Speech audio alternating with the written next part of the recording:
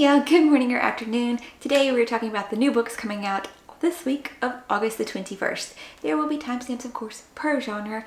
If you are new here though, I'm Morgan. We do these new releases every Monday. We do book reviews, vlogs, and unboxings. So check out some of my other content if you would like, and then see, if you like my style, subscribe and join our little growing community. Speaking of growing, because we hit 500, there's a giveaway going on right now. So check this video out to see how you can enter to win a special edition book and box of goodies. Now, on to this week's new book releases. I don't think I said it in the intro, or the current version of the intro, depending on which one I picked. I'm going to mispronounce things, probably. Names, places, things of that nature. So please don't hold it against me that I'm going to mispronounce things. Our first one, though, of the week is a fantasy romance, classified. But yeah, by the end of the description, you'll be like, well, is she going against him? Which I guess happens in fantasy romances, but it's going to be She Who Chose War by Madison Renee. Being Empress has been anything but easy for Nevia Bylily, who left the only life she knew as a primitive clanswoman from the northern mountains of Zenok to immerse herself in the industrial imperial capital of Velspire. She thought her love for the young, charismatic Emperor Darius II would be enough to sustain her, yet she didn't foresee what her life would become, shackled by her jewels and a crown, her voice silenced by customs of patriarchal society that even Darius dares not challenge. Nevia's will is tested further when she is approached by an outlawed seer who informs her she must make the impossible choice to deliver the entire continent from its path of death. See, even regular English words. At first, it seems absurd until the Empire faces an energy crisis that sends her husband away on a forbidden voyage in pursuit of a material that is so rare, so precious, that Darius would do anything to obtain it, even kill. At the cost of everything she holds dear, Nevia flees the Empire to unveil her husband's deadly secret, and in turn chooses a war she tries so hard to prevent against her country and her heart. English is not working this morning, guys. Oh my gosh. Whew. Okay, we can do it. We can make this video. My anticipated release is going to be The Midnight Kingdom by Tara Sim. I actually got an ARC release for this one, so the review is going to be here, card insert. This is the sequel to The City of Dusk from The Dark Gods. It's going to be a trilogy. In the review I said I didn't know. And yeah, I found it and it was pretty obvious. And I don't know how I said I didn't know in this one, but it's going to be a trilogy. So we have one more book to wrap things up, and yeah, I'm not sure how I feel about that now. But The Midnight Kingdom follows the City of Dusk, in which we are following the heirs to the gods, because in the City of Nexus is where all the realms converge, like the portals to all the realms were, except that centuries ago the gods withdrew from the realms and all the portals closed and sealed Nexus off from the other realms. And now, over this time, Nexus has been dying. For every one of the four gods, they started, a family with people. So for every god, there is an heir, and they have separate powers, and it was very awesome. The world building, the magic of these is amazing, because each of the gods, is for a different thing. You have the god of light, you have the god of night, you have the god of death and earth, and each descendant has these powers. But this one takes place after the big falling out from the City of Dusk at the end there, at the conclusion, where our characters are now all in different places. And I was so excited for this book. I really wanted to see how it was going to play out. In this one though, the pacing, if you want it to be fast, it's not going to be fast. Is there going to be a lot of action? Yes, in both books. The story is like building, and then there are action scenes, and like the ending of the first book is huge action. In this one though, if you thought, okay, well, we have already been introduced to the world and the lore, they're all in different places now. So now we get an expanded world, more lore, kind of more magical and stuff, but less magic usage. World building, points, yes. Pacing, So I still highly recommend it. I really do. We will move on though to another sequel, which is He Who Drowned the World by Shelley Parker Chan. I probably spent way too much time on that last one. And this is the sequel to She Who Became the Sun. And this is going to be a duology. So all wrapped up and concluded. So maybe now I will get around to reading it. I got a copy of it. It's not in English though, so I can't actually read that copy. I scrolled past it. Oh my gosh. In the first book, though, who became the sun reimagines the rise to power of the Ming Dynasty's founding emperor. To possess the mandate of heaven, the female monk Zhao will do anything, because she says, "I refuse to be nothing." See, there was a prophecy about her and her brother, where her youngest brother, I think, in 1345, China lies under the harsh Mongol rule. For starving peasants in the Central Plains, greatness is something found only in stories. When the Zhao family's eighth-born son, Zhao Chonghua, is given a fate of greatness, everyone is mystified as to how it will come to pass. The fate of nothingness received by the family's clever and capable second daughter, on the other hand, is only as expected. When a bandit attack orphans the two children, though, it is Zhao Chonghua who succumbs to despair and dies. Desperate to escape her own fated death, the girl uses her brother's identity to enter a monastery as a young male novice. There, propelled by her burning desire to survive, Zhao learns she is capable of doing whatever it takes, no matter how callous, to stay hidden from her fate. After her sanctuary is destroyed for supporting the rebellion against Mongol rule, Zhao takes the chance to claim another future altogether, her brother's abandoned greatness. So, yeah, it does sound cool. It does. Then our last fantasy is Sir Hereward and Mr. Fitz, Stories of the Witch Knight and the Puppet Sorcerer.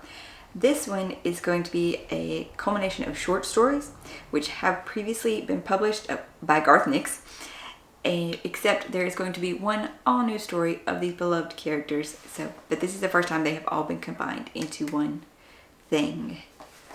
It says about it, Sir Howard, the only male child of an ancient society of witches, knight, artillerist, swordsman, mercenary for hire, ill-starred lover.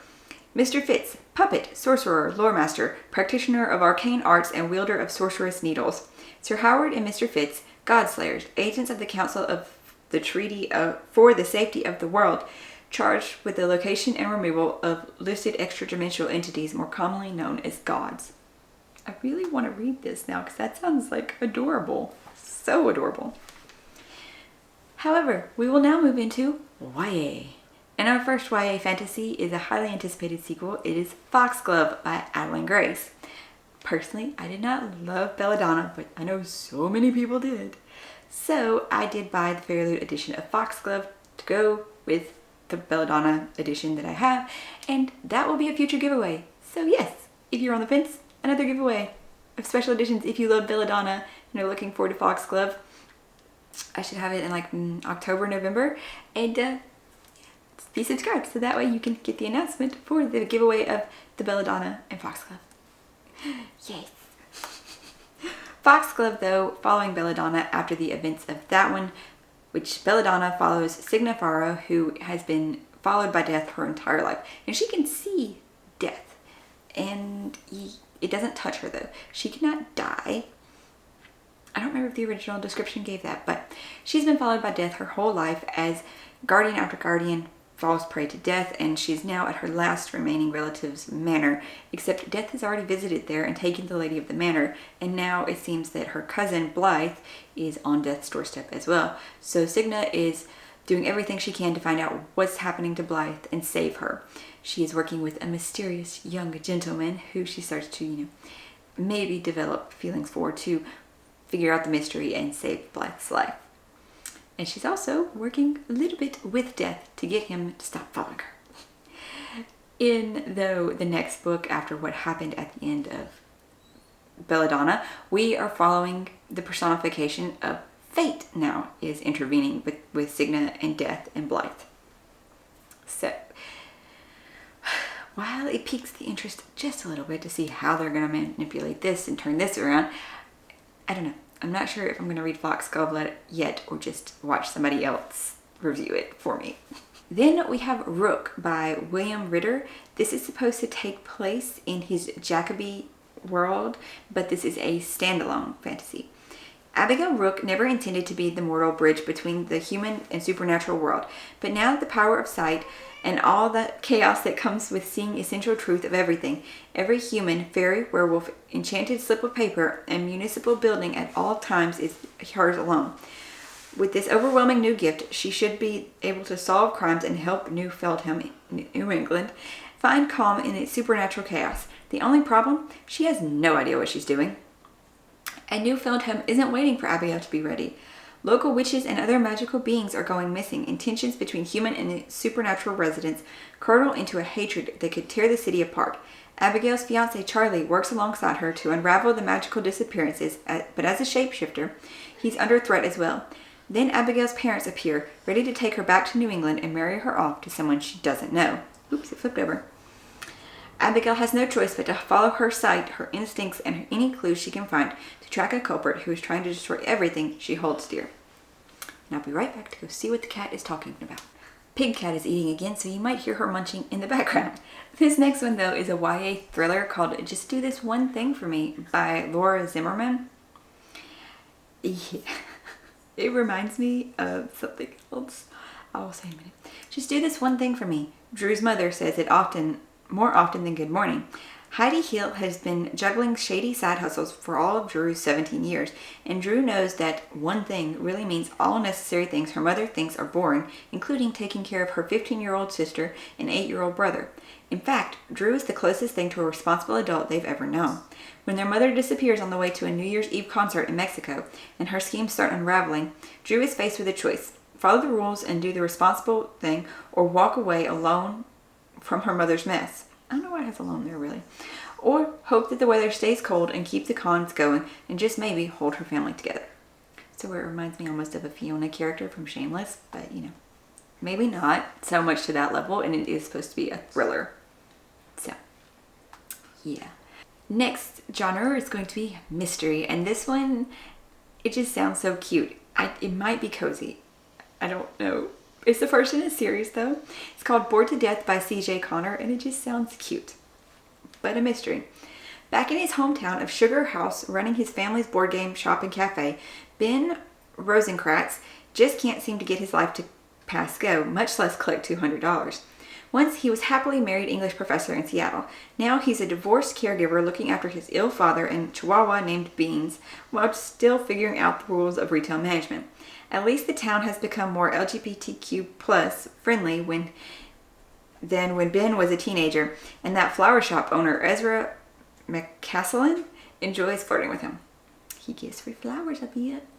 But despite his unusual clientele of gamers, Ben is barely earning enough to keep the store running and stay on top of his father's medical bills. Then a local toy and game collector named Clive offers him a winning strategy: to purchase a turn of the 20th century edition of the Landlord's Game, the realty and taxation game that inspired Monopoly, at a tenth of the rare edition's true value. Suspicious of Clive's shady, low-priced deal, Ben turns down the offer. Then Clive turns up dead on Ben's front doorstep, and a backpack full of $100 bills appears on the doorstep too. Now Ben is the number one suspect in Clive's death, and unless he and Ezra can prove his innocence and find the real killer, he'll go to jail for murder, and no amount of double dice rolls will set him free. I made some of the words out of order there in the end of it. I am sorry for that if it sounded weird, because I just said them out of order. I don't know. For fiction, we start with The Water Outlaws by S.L. Hong. This one is also listed under fantasy, but it's also a historical fiction. So, The weird part about this one, though, not the description at all, the weird part is that it is picked for a 2023 Best Thing for 16 different magazines. The weirdest one, Men's Health. Yep. In the Zhao, you break the law to make your own.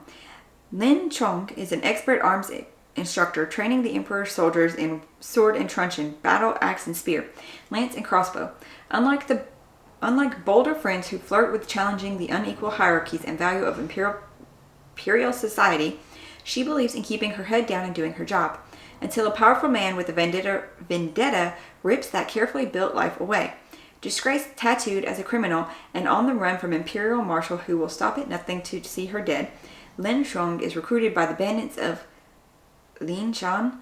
Mountain outlaws on the margins of society and Lin Shan bandits proclaim a belief in justice. For women, for the downtrodden, for progressive thinkers, a corrupt empire would imprison or destroy.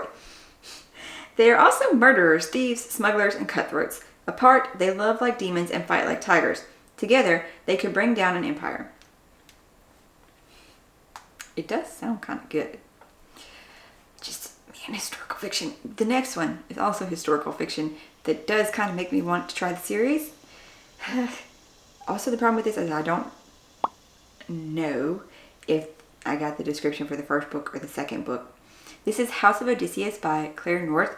It's the second in the Songs of Penelope series, where we are following Odysseus's wife, Queen Penelope, as she's trying to balance the power on the island of Ithaca after, Odysseus went to war in Troy and he has not returned. So she is trying to continue holding on to the power for her children and keep peace on her island. But there are, of course, problems that pop up, like in this one, I don't remember this book or the first book, in which the king of Mycenae and his sister Electra show up on their island after the king of Agamemnon has murdered his mother, and now he's trying to deal with that fact mentally. I'm not doing well here. Is trapped between two mad kings, Penelope fights to keep her home from being crushed by a war that stretches from Mycenae to Sparta to the summit of Mount Olympus itself. Her only allies are Electra, desperate to protect her brother, and Helen of Troy, Menelaus' wife, and watching over them all is the goddess Aphrodite, who has plans of her own. Each woman has a secret, and their secrets will shape the world. I'm so sorry that I did not describe that well. It sounded so good, though. But me and historical fiction, sometimes yes, sometimes no. So there's that. Like Outlander, cool, love it. I've read others though, not as good. It could also be the time period problems. And just writing styles. The last one though, our last fiction, is going to be The Year of Second Chances by Laura Avery. Robin Lindstrom spent her first year as a young widow cocooned in a safe haven of Minnesota farmhouse she'd once shared with Gabe, the love of her life, the man she thought she'd be with till the end. But her world turned upside down when she receives an email informing her of her late husband has enrolled in something called Flutter, a dating service. The app subscription lasts 12 months. Use it. Gabe's message from the grave reads, I don't like the thought of you being alone. If you won't do it for yourself, do it as a favor to me, please. After 12 months of pulling herself together, Robin's fragile equilibrium is knocked sideways. How could Gabe, of all people, be asking her to venture out into the murky waters of 21st century online dating? As her underemployed brother, Theo, points out, it's only a year and it's what Gabe wanted. He set this all up to go into effect a year after his death, which means it is basically his last request. And so Robin tentatively takes steps to put herself out into the world once more, even if it means awkward outings at bowling alleys, club hopping with DJs she met online, and stammering conversations at dinner. Sunshine. Along the way, she's surprised to find herself meeting new people, trying new things, and even getting to know a new version of herself, because everyone deserves a second chance at love and loving life. Oh my goodness. You almost did not stay on the table. So that one does not sound like romance, like some people might think romance because she's dating and stuff. But no, I think it's more like a finding yourself and finding your love of life again thing is what her husband really wanted for her. So I think it sounds sweet. Well, she has joined us here at the end of the video. Oh my gosh, she needs to be brushed so much because that was all of the books that I have for you this week. I hope though that if you are new here and you have stuck around to the end, you enjoyed this enough and found a book that you want to add to your TBR, and maybe you'll go check out some of my other videos, like especially the giveaway one to where you can get a special edition book, and you would want to subscribe and join us for all of our future videos. And if you're already subscribed, thank you so much for being here, sticking around. I hope you're having an awesome day, finding something great to read, and I'll see y'all next time. Bye.